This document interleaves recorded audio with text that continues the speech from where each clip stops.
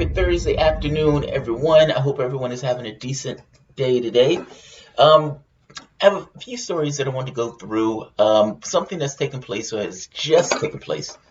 It seems like it's just taken place. It was live a few moments ago. It is not live anymore. You can see Sanders in the background. Initially, the background was supposed to be Richmond, Virginia. I have all these things in Richmond since I'm in Richmond. And I wanted to flip it over to Sanders, but nevertheless, I can do that on a different day. We're talking about Sanders.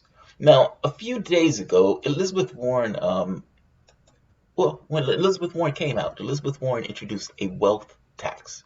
Now, I believe this. When Elizabeth Warren introduces this, I may have things plague me about other aspects of her political career and the courage associated, or lack thereof, with regards to her political stances.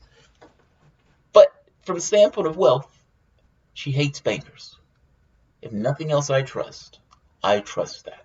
She's had a bee in her bonnet about bankers, and they've had a bee in their bonnet about her because they recognize a natural enemy when they see one. And she's been, for the most part, a natural enemy on these fronts. I always make this joke that she'd punch a banker in her throat if she'd get away with it. Elizabeth Warren was caught. At least I think this was Elizabeth Warren. I could be wrong. This tripped me out. I thought this was Elizabeth Warren essentially dealing with a banker.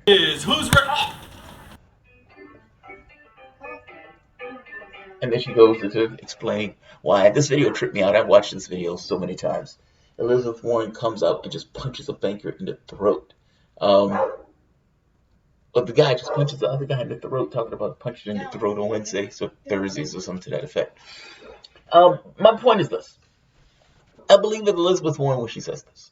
Now, not to be outdone, because Elizabeth Warren at the end of the day considers herself a capitalist, but the guy who calls himself a socialist, at least goes by the name socialist, Bernie Sanders, of course this is in his territory. He's not going to be outdone by this, and he is also a true believer on this front. And Bernie Sanders introduces his own wealth tax, a billionaire's tax. He calls it for the 99.8% tax, meaning that for 99.8% of us, it won't affect us in the least. This is a tax specifically against billionaires. Elizabeth Warren's tax, there's a question on whether or not it's illegal. The government can levy taxes. That is perfectly legal, but there's something between a difference in an excise tax and a direct tax. And that distinction could be the difference between whether or not the Supreme Court allows what she's pushing to go through. I'm not sure if Bernie Sanders has those same loopholes, seeing as we already have an estate tax. But Bernie Sanders is introducing this, or just did a few minutes ago. So let me flip this over and we can watch Sanders proposes billionaire tax. The quorum call be vitiated. Without objection.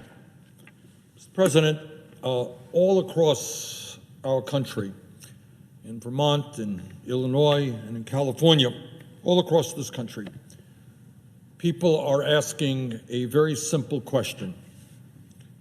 And that question is, how does it happen that in the midst of the extraordinary wealth that exists in our country, how does it happen that so many people continue to hurt financially and struggle desperately to keep their heads above water economically?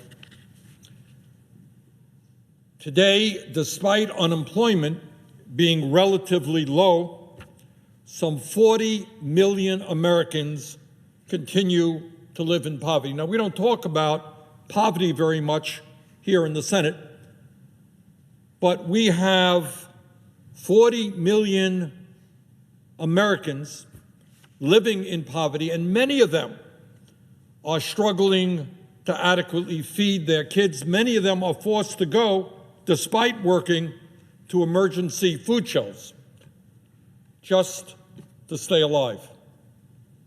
And despite the United States having a GDP, gross domestic product, of more than $20 trillion, we in this country embarrassingly continue to have the highest rate of childhood poverty of almost any major country on earth. We don't talk about that either, but the children are obviously the future of America, and we continue to have one of the highest rates of childhood poverty of any major country, and that includes 29% of African American children who live in poverty.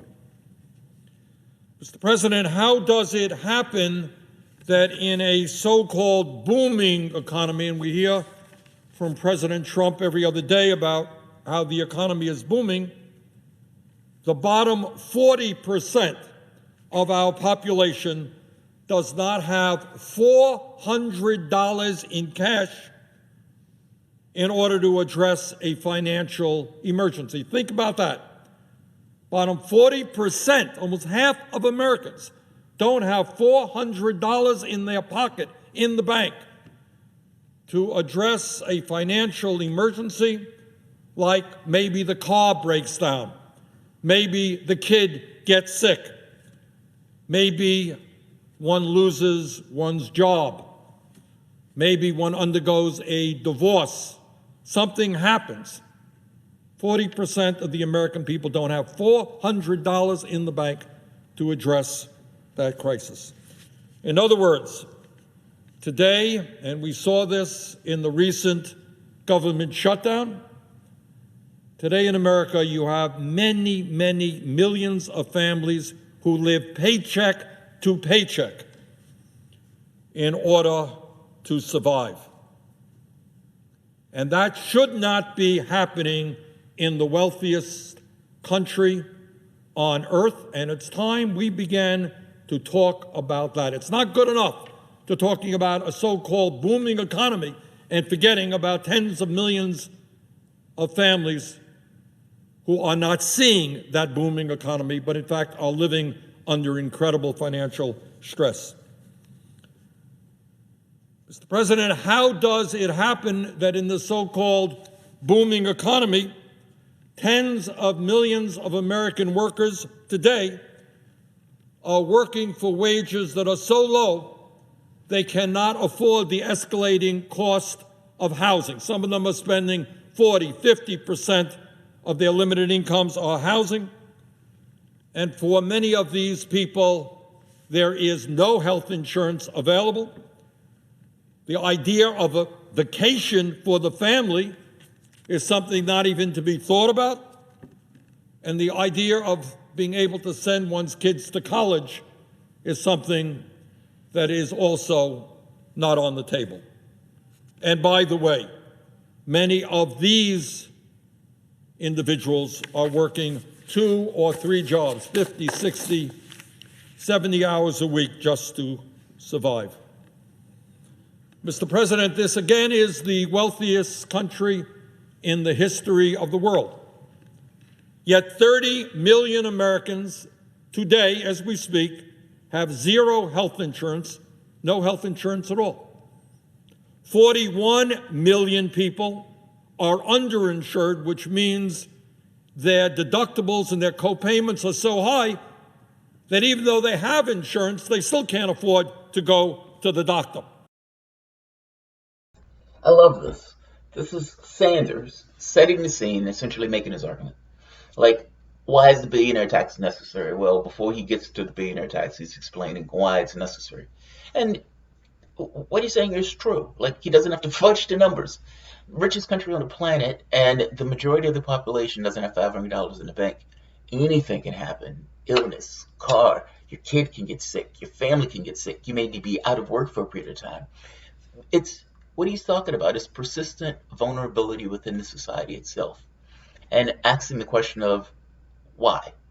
Should you be persistently vulnerable in that way? Should the majority of Americans be persistently vulnerable in that way? Well, hey, if that is true, then you have a political resource to fix that. His point is this: you don't have to continue to live that way. These things are not acts of God. These things are choices. These things are policies that people push through to benefit a certain part of the population while disadvantaging another part of the population, while simultaneously telling them it's individual and any problems that you have are based on purely you as an individual. Fact of the matter is, it is not an individual issue. And him going through this litany of percentages and factoids kind of gets it across that this is something that's shared across a large cross section of the American population, richest country on the planet. Should our society be this way? It is not an act of God, it is an act of policy. We can choose to be in a different society. We can choose to change the society to which we are in.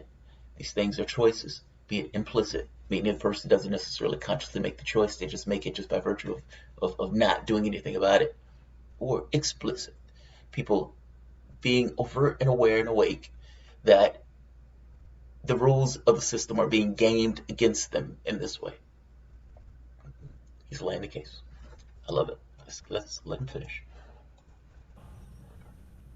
And 1 out of 5 Americans today cannot afford the prescription drugs their doctors prescribe.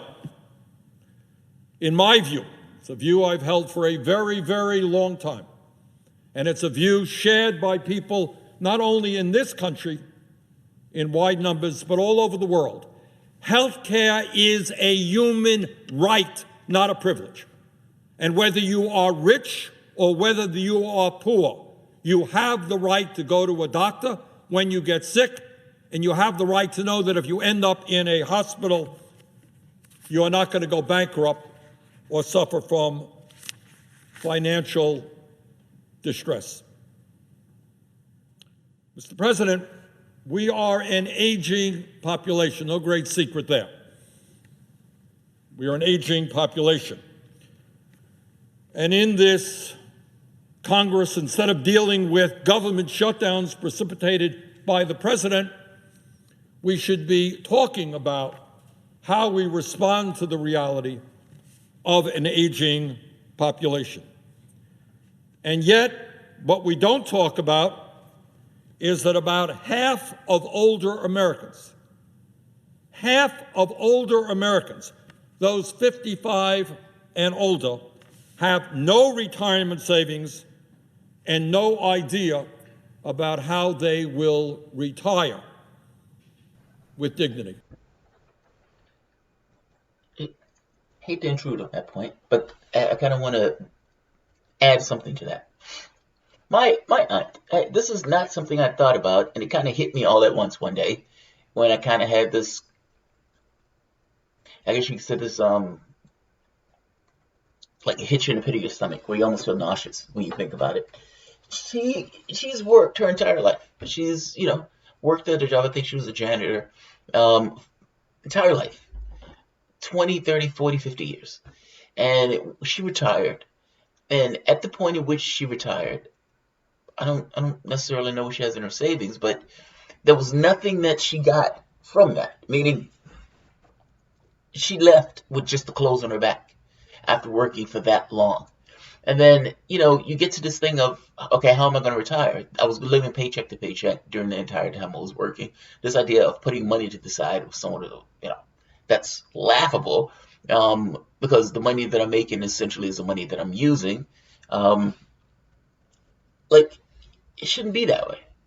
The idea that a person works the entirety of their life, and then at the end of that life, they get this Social Security that doesn't necessarily pay for just a basic, decent life with dignity. I mean, she's in a situation where she's living in an area where she doesn't feel safe, but it's the only thing she can afford. He's right. It shouldn't be that way. I mean, you live in the richest country on the planet. Why on earth are we treating our elders in this way? I mean, I said the same thing about kids. Why are we treating our kids in this way if they are indeed the future? But definitely, why are we treating our elders in this way? Now think about what that means. Somebody is 60 years of age, they're coming to the end of their work life, and they have no money or virtually no money in their bank. Maybe all they're going to get is Social Security, and they turn on the TV, they find folks around here talking about even cutting Social Security. And you talk about why people in this country are angry and why they are stressed out. So here is the bottom line, Mr. President. We are the wealthiest country on earth. In fact, we are the wealthiest country in the history of the world. But despite that wealth, a significant percentage of our population, our children, our elderly people, our working men and women, struggle each and every day to keep their heads above water economically. And not only are they struggling, I think the pain that they are feeling has to do with the worry they have about the future for their kids. Because they know, as many of us know, that unless we make some bold changes in our economy, the younger generation today will have a lower standard of living than their parents. Imagine that. Booming, so-called booming economy, and yet we're looking at a situation where the younger generation may well have a lower standard of living than their parents. But I want to also say a word about another reality that currently exists. And that is that while so many of our people are struggling, while so many of our children are living in poverty, while 20% of folks on Social Security are trying to live on less than $13,000 a year, there is another pervasive reality in American society today, and that is the people on top, the very wealthiest people in this country, have never had it better, and the gap between the very, very rich, I'm not just talking about the rich, I'm talking about the very, very rich, is growing wider. Here is the simple truth, a truth that we virtually never talk about here in the Senate, a truth that is not heard much in the corporate media. And that is that the United States of America today has the most unequal distribution of wealth and income of almost any major country on earth, and that level of inequality is worse today than at any time since the 1920s, the so-called Gilded Age of American society. Today, if you can believe it, the three wealthiest people in this country, own more wealth than the bottom half of America, 160 million people. Let me repeat that. The three wealthiest people in this country own more wealth than the bottom half of America, 160 million people. Today, the top 1/10 of 1%, not 1%, 1/10 of 1%, own almost as much wealth as the bottom 90%. Today, and since the Wall Street crash in 2008, about 46% of all new income goes to the top 1%. Roughly speaking, half of all new income goes to the bottom 99%, and half goes to the top 1%. And our great task here in the United States Senate is to keep the government open while Trump tries to shut it down. Maybe, just maybe, we should be talking about those issues. Maybe, just maybe, we should be talking about an economy that works for all of us, not just the people on top. Mr. President, today, the top 25 hedge fund managers on Wall Street, 25 hedge fund managers,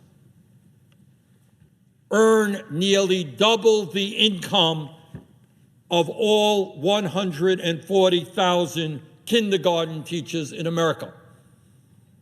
You know, Mr. President, what all of the psychologists tell us is that the most important years of a human being's development are 0 to 4. That is the most impressionable years in terms of how we develop intellectually, and emotionally.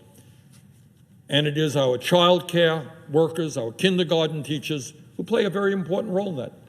Does anybody think it makes sense that you got 25 hedge fund managers on Wall Street who today earn nearly double what 140,000 of our kindergarten teachers make? And by the way, public school teachers in America are falling further and further behind other occupations. Mr. President, having stated that reality, the fact that a middle class is struggling, the fact that the people on top are doing phenomenally well, I think it is fair to ask what the views are of the Republican leadership here in the Senate. Republicans control the Senate, and what our Republican president, President Trump, is proposing to address these massive levels of injustice and inequality. 3 people own more wealth than the bottom half of America. What does the president, what does Leader McConnell have to say about that?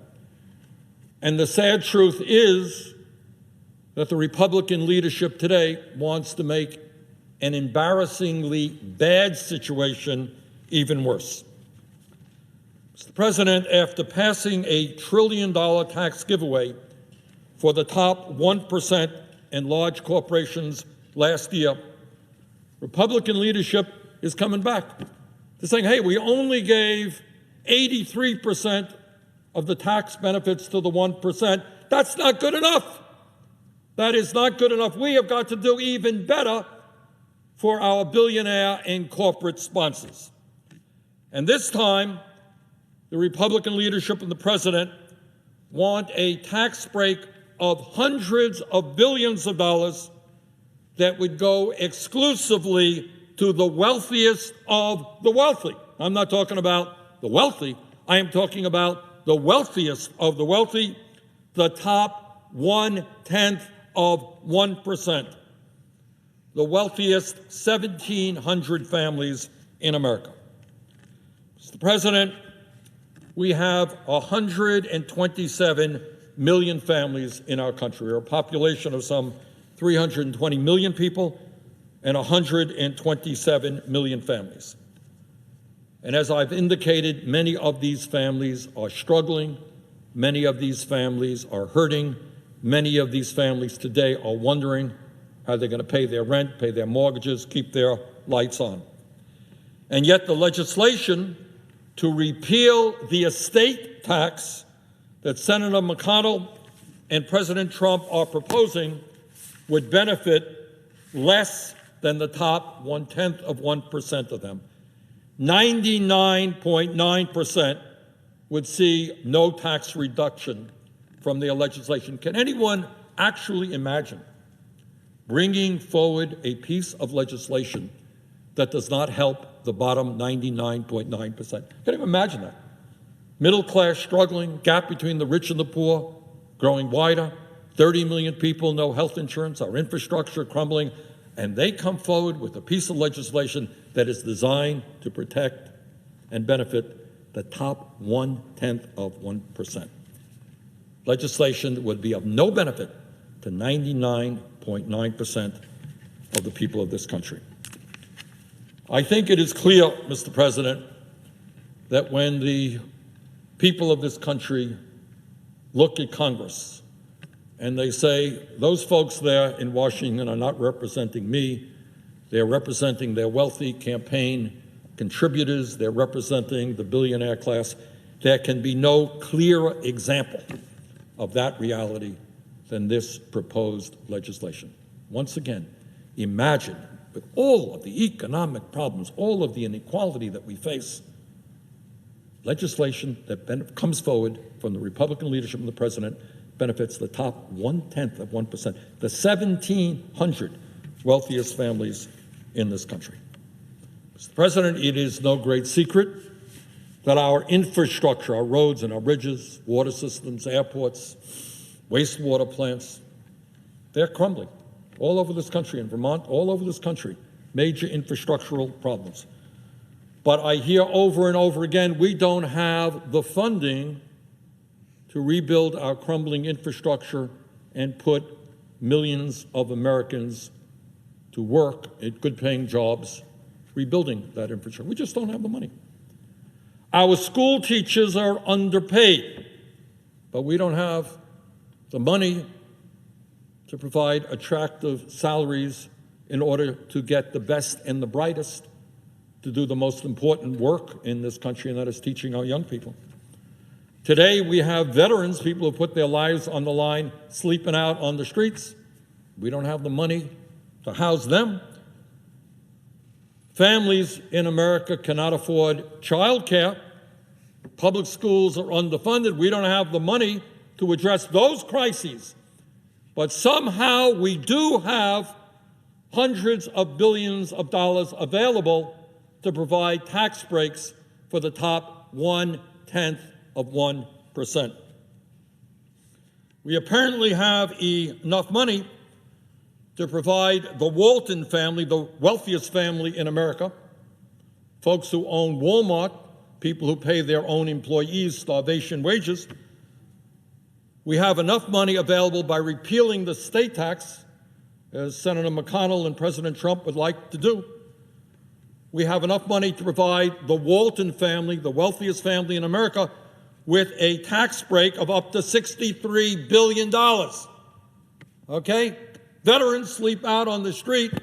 Teachers are underpaid. 30 million Americans have no health insurance. Can't address those issues. But we do have legislation that would provide up to $63 billion in tax breaks for one family. We have apparently enough money available to provide the Koch brothers, a family that spent some $400 million during the midterm election to help elect Republican candidates. Koch brothers, one of the wealthiest, most politically active families in America. We have enough money to provide them with up to a $39 billion tax break for their families. We can provide under this legislation a tax break of up to $27 billion and a $13.4 billion tax break to the Cox Cable family. So in other words, at a time of massive needs in this country, we don't have enough money available to protect working people and the middle class. But we certainly have more money than we know what to do with in order to give incredible tax breaks to the richest people in this country. Mr. President, the estate tax that we are going to be proposing does not give massive tax breaks to the wealthiest people in this country. Quite the contrary. It says to those people that are at a time of massive income and wealth inequality that instead of repealing the estate tax, we must substantially increase this tax on the multimillionaires and billionaires of this country, and in doing that, not only come up with much-needed revenue to address the needs of working families, but also to reduce wealth inequality in America. And that is why this week I will be introducing legislation for an estate tax bill that would do exactly the opposite of what my Republican colleagues propose to do. And let me briefly explain what is in the legislation that I am offering. Under my bill, anytime someone inherits an estate in America of $3.5 million or less, that person will not pay 1 penny in taxes, in estate taxes. They will get to keep that inheritance tax free, and that population includes 99.8% of the American people. So the legislation I am proposing would not raise taxes by a penny on 99.8% of the American population. But if you are in the top 0.2% of the population, that population that inherits over $3.5 million, your taxes will in fact be going up, and they should be going up. My legislation establishes a 45% tax on the value of an estate between $3.5 million and $10 million, a 50% tax on the value of an estate between $10 million and $50 million, a 55% tax on the value of an estate in excess of $50 million, and a 77% tax on the value of an estate above $1 billion, above $1 billion. In other words, this bill begins to create a progressive tax system in America, which is based on ability to pay. Mr. President, I know some may think otherwise, but the truth is, this is not a radical idea. From 1941 through 1976, the top estate tax rate was, in fact, 77% on estate values above $50 million. So back to 1976, the top estate tax rate was 77%. This bill would also close tax loopholes that have allowed billionaire families like the Waltons to pass fortunes from one generation to the next without paying their fair share of taxes. Under this legislation, the families of all 588 billionaires in our country who have a combined net worth of over $3 trillion would pay up to $2.2 trillion in estate taxes. Now, let me make a confession here. This idea, this approach, was not developed by Bernie Sanders. It's not a new idea. More than a century ago, a good Republican president named Teddy Roosevelt fought for the creation of a progressive estate tax to reduce the enormous concentration of wealth that existed during the Gilded Age. And what is really quite remarkable is that what Teddy Roosevelt, talked about over 100 years ago, during the Gilded Ages of the 1920s, when little children were working in factories and fields, and the wealthiest people were enjoying incredible wealth and luxury, the idea that Teddy Roosevelt proposed then is as relevant today as it was, in fact, back then. Teddy Roosevelt's point in pushing for stuff like that was concentrated wealth creates political problems, meaning they take that money and put it into political actors. 90% of the races are won by the side with the most cash, in which case your goal is to maximize your cash, in which case the people who have the cash are essentially people who Bernie Sanders are talking about.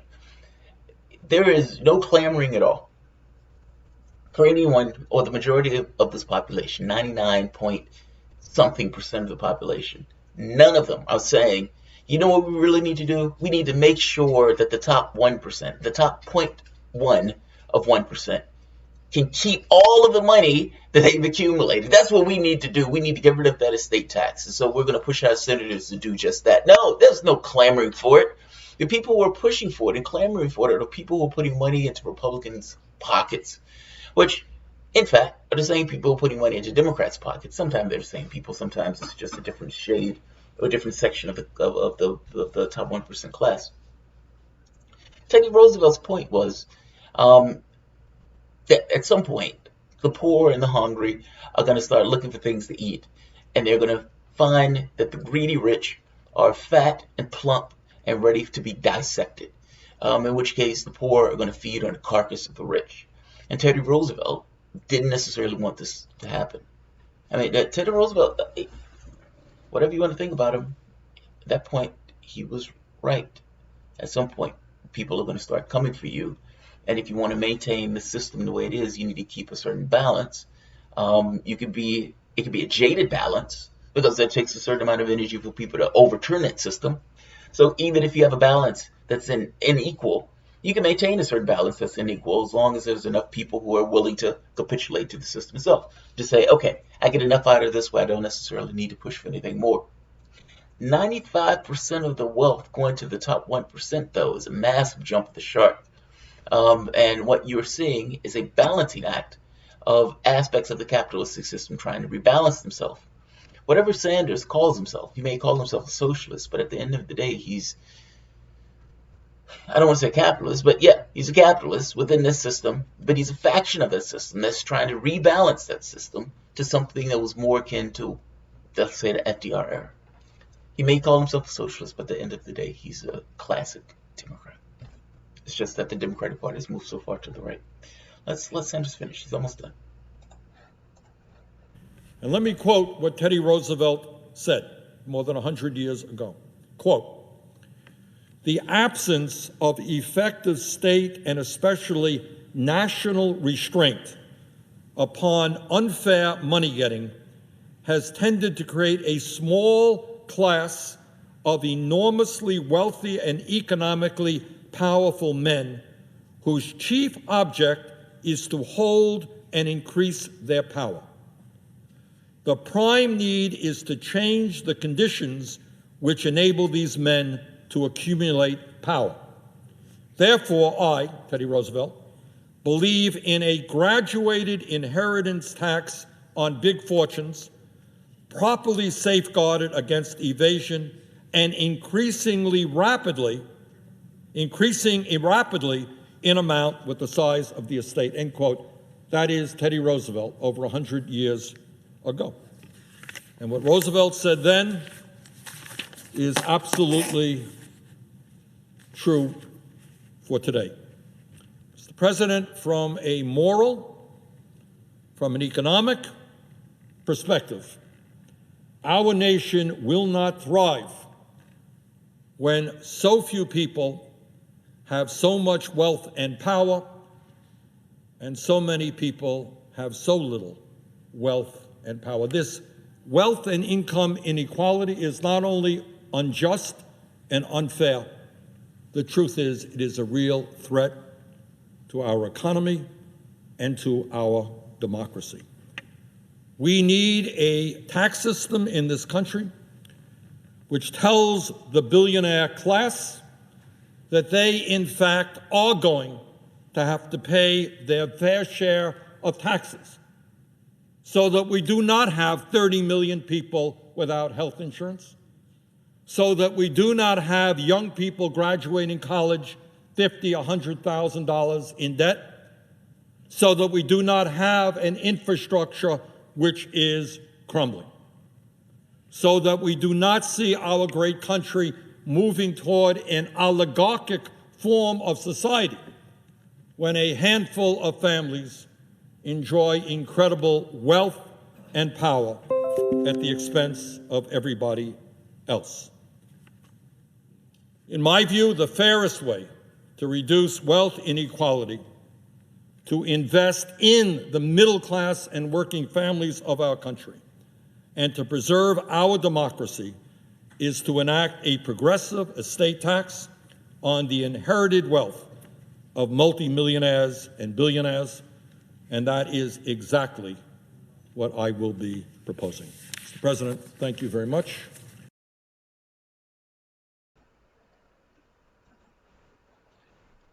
That man will be president of the United States. People are going to joke me for saying it, but that man at some point is going to be president. The rich will use cryptos to evade taxes. I hate to tell people, but I don't think that cryptos thing is going to last. I am highly skeptical of the cryptos. I mean, look, it is a government's purview to control cash. And if the government itself is not controlling the legal tender, then the government has lost control of its ability to control legal tender. It's not going to cede that authority to cryptos. I don't believe it. But crazy things have happened. One thing I do want to say: this uneasy, you can say, association of capitalism and democracy. These things don't sit side by side in an easy way. I mean, after all, the democratic process is a lot of people coming together and making a choice on what they want for their society to look like and how their society is organized. The capitalistic system, however, is not based on this idea of a lot of people doing it. It's based on a small segment of people, a small section of the population having a certain amount of weight and power within a way that the system, the economic system moves.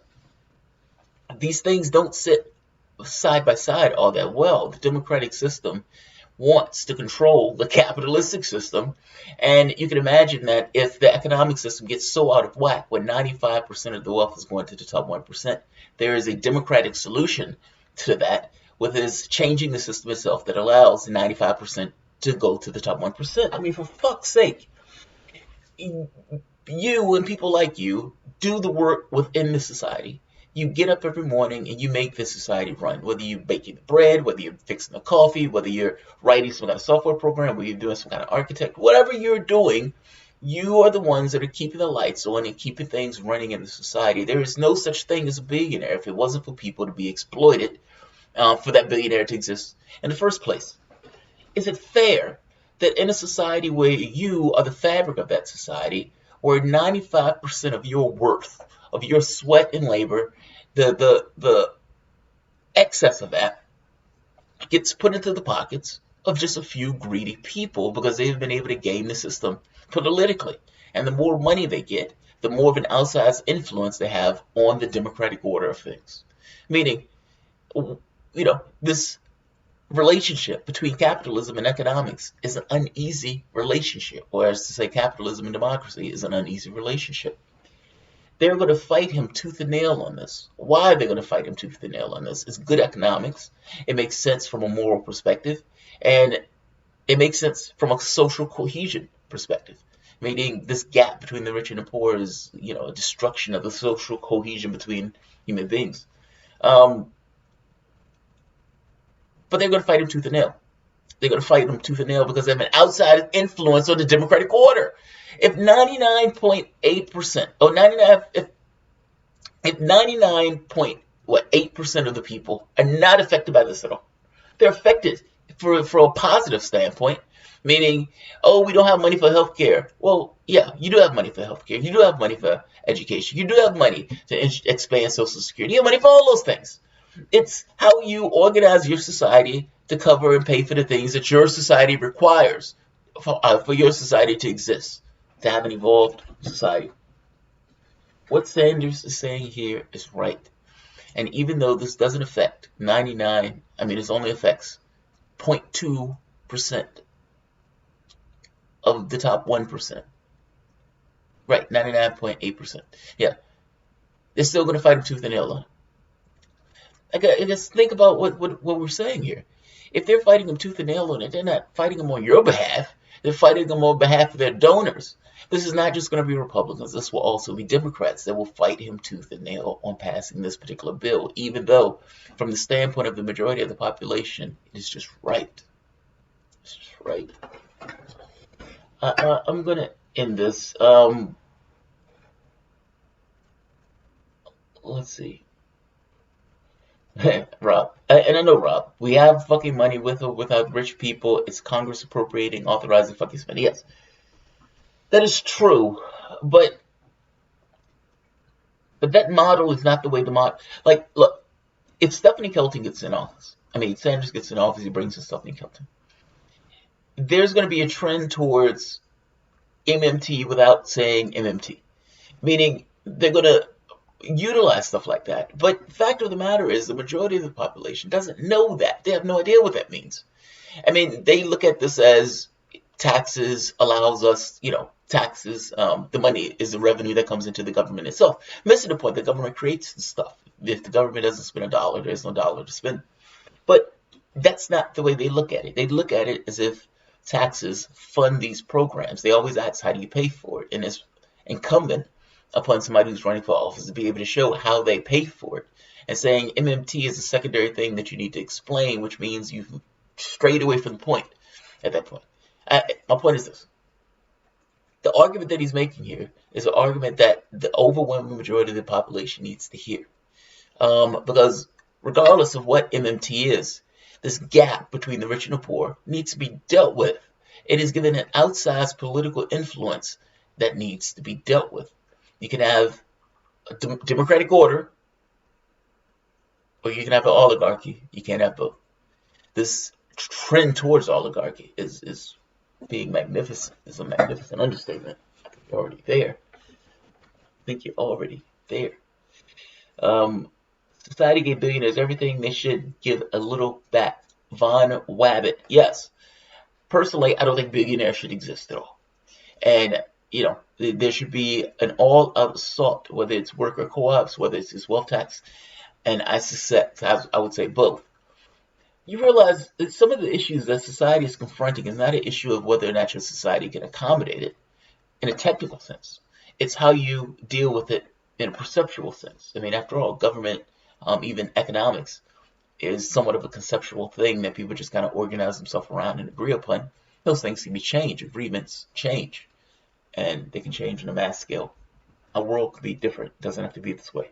Burton is currently changing his party's affiliation in Vermont to run as a Democrat. Yes. Yes, yes, yes.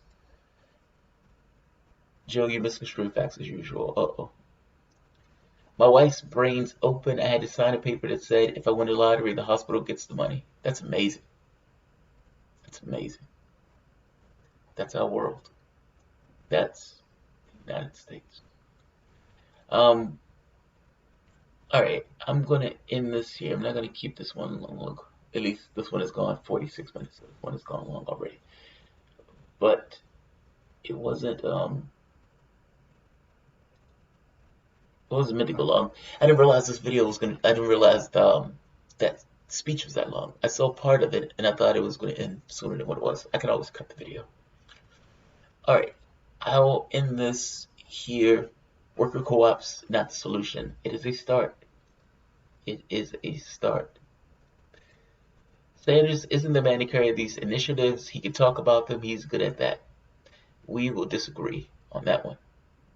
What do you think about Gillibrand's viability? I don't think Gillibrand is viable at all. I don't think Gillibrand is viable at all. Hey GT, do you have stickers? Yeah, I do not have stickers. I don't have stickers. Do you know somebody ripped the other Sanders sticker I had off my other car? That thing was on there for God knows how long, and they took it off. It was bastards. Not every worker wants their own share of a particular co-op. I don't care if every worker wants their own share of the co-op.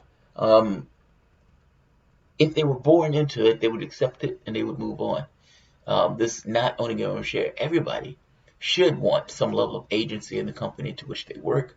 This idea that you work in a company for your entire life and leave with only the skin on your back. No, they should have a share of the company that they work. Just from a standpoint of fairness. It's like, come on. Wow, Raytheon, use your intelligence to kill folks. That's what they do now. What's the difference?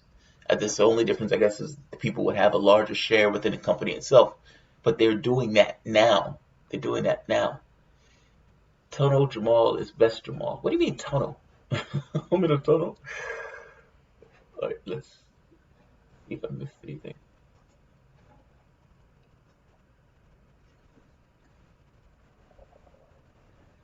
All right, I will end this here.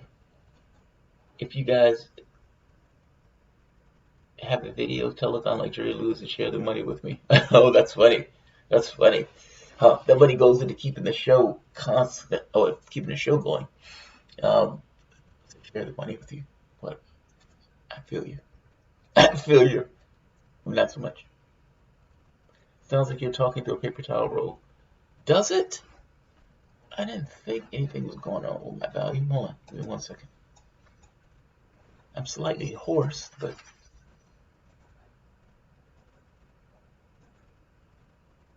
no, the volume looks fine. How about now?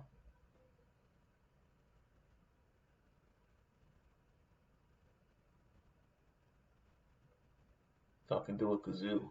Talking through a kazoo. I don't know what's up with the sound. I didn't have any issue with the sound before. Now I'm having an issue with the sound. I'll have to check it. I'll see what's going on. I'll listen to it after, at the end of this video, and see if there's anything weird going on with it.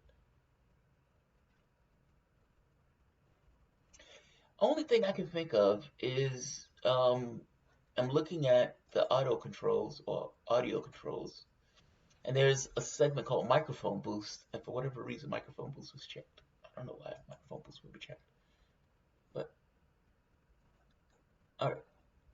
end this here and I'll check to see if anything's going on with the microphone. Um, Need more cowbells. No, sounds more like a toilet stall. Can you get an echo by talking loudly? Maybe it's the wall. Maybe it's where I am. Or maybe the mic is too close. I don't know. I'll have to check it after the video. But either way. Alright, guys.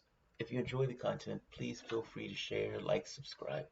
You can always support through PayPal or Patreon. Thanks, everyone.